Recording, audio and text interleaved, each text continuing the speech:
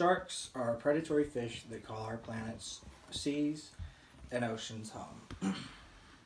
Sharks have been around for over 450 million years, and this makes them extremely interesting to study because we get to see how a species evolved and changed throughout history into the predators that they are today. Some sharks are apex predators in their ecosystems. Others are just like smaller fish, your average smaller fish. There are many interesting traits that make sharks the predators that they are. Sharks have a skeleton made of cartilage. Cartilage is a stringy, muscle-like material that is produced by the body. In this case, sharks use it in place of their skeleton. In fact, the only true bones in a shark's mouth or in its mouth are its teeth. A shark's jawbone is composed more cartilage than it is calcium, and sharks lack bones because it makes them more effective hunters. Sharks are able to move faster in the water, and they excuse me. Sharks are able to move faster in the water after their prey, and they are more maneuverable. A shark's bones can also be heavy, especially in larger animals. So it makes sense, in the water, a shark would have a cartilage skeleton instead. A cartilage skeleton also doesn't limit a shark's growth. That is why, under the right circumstances, you can find great white sharks anywhere from 5 feet up to 20 feet in length, simply because a cartilage skeleton grows with the rest of the body, unlike bones, which stop developing around a certain age. Sharks also have extraordinary sensory organs that help them remain the apex predators in their environments. A shark's eyesight is on par with, if not better, than a hawk's, and sharks can smell blood from up to a mile away. If a shark loses a tooth or teeth after attacking its prey, it has many more teeth. It has rows of teeth, in which case they are ready to take the place of the ones lost, so it does not inhibit its ability to eat. About half of the sharks give live birth, and half of the sharks lay eggs. The ones that give live birth are usually the larger, well-known predator sharks. This is because the larger sharks, the offspring of the larger sharks, because of their size, it requires them to this gives them an earlier start at life, whereas smaller sharks such as cat sharks and bamboo sharks lay eggs because that is not a necessity for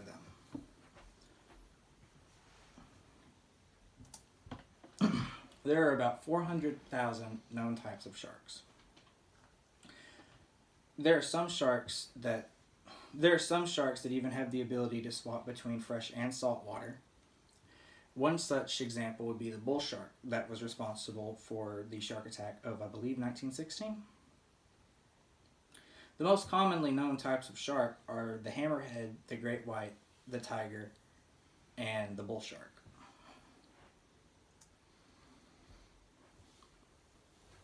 Sharks play a very important role in the aquatic ecosystems that they're in. For example, if the reef shark population went extinct from a coral reef, that could have catastrophic effects on the reef, because the reef sharks eat the crustaceans and fish that prey on the coral itself, which makes up the reef.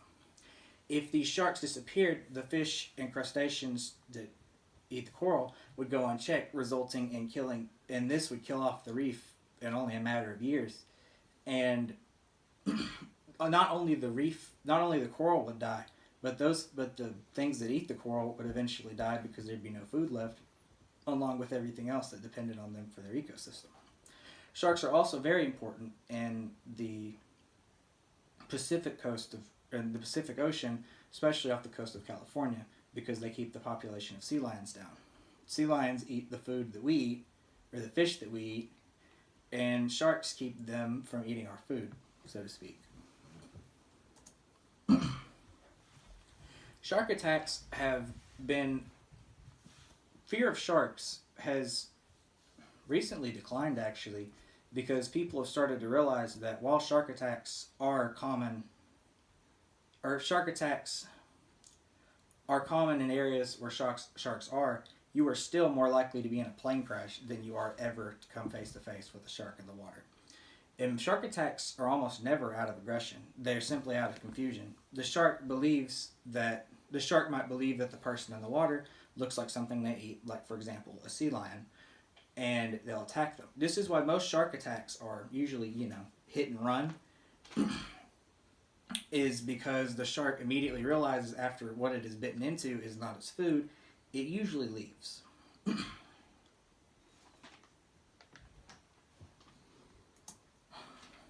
Believe it or not, there are actually many threats to sharks. The two biggest threats to sharks would easily be overfishing and habitat loss.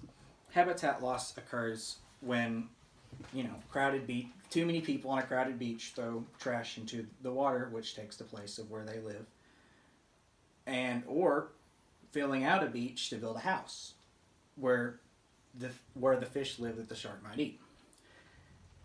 An example of overfishing would be shark finning, which had become extremely popular in Asia and South America. In fact, shark finning alone was responsible for dropping 70 to 75% of the shark populations in Asia. Though in recent years, the governments of the countries in Asia have taken actions against it, it is still a growing trend among crime syndicates and black market traders. It is important that we preserve our sharks, not only because they've been around for so long, but because there's so much we could learn from them. Many environmental organizations are working to protect them. One such would be NOAA, which is located in Galveston, Texas. They are responsible for tracking and tagging, and they track and tag the shark populations in the Gulf of Mexico to protect them and study them. Another example would be the Save the Shark movement, which has swept across Australia in the last decade. Many Australians have put time and money into preserving their shark populations, especially around the Great Barrier Reef, because they are so important to the ecosystems there. In conclusion, sharks play a very important role to our planet's aquatic ecosystems, and without them, there could be many catastrophic effects for our oceans and seas. While they are still feared by many people, it is not nearly as bad as it once was, because people have come to see the importance of sharks in our environments and ecosystems.